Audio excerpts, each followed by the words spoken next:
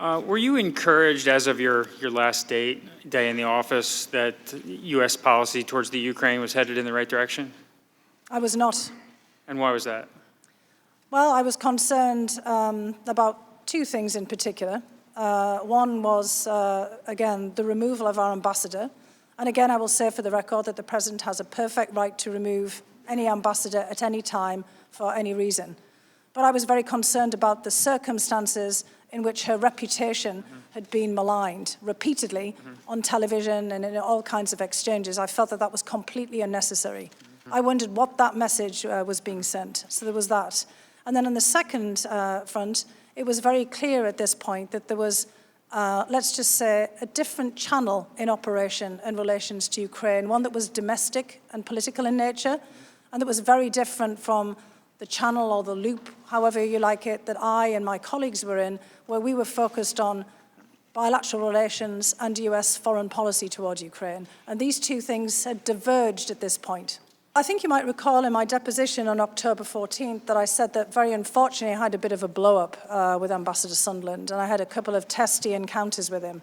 One of those was in June 18, when I actually said to him, "Who put you in charge of Ukraine?" And I'll admit I was a bit rude, and that's when he told me the President, which shut me up.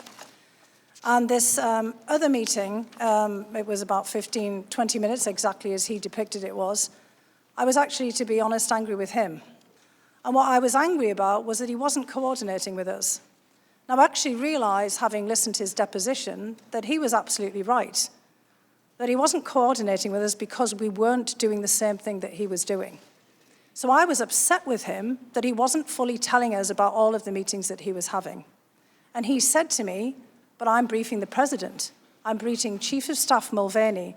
I'm briefing Secretary Pompeo, and I've talked to Ambassador Bolton. Who else do I have to deal with?"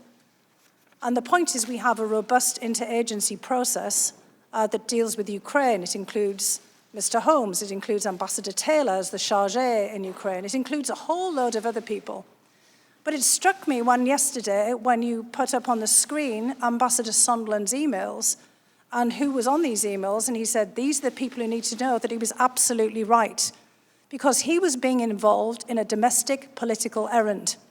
And we were being involved in national security foreign policy, and those two things had just diverged.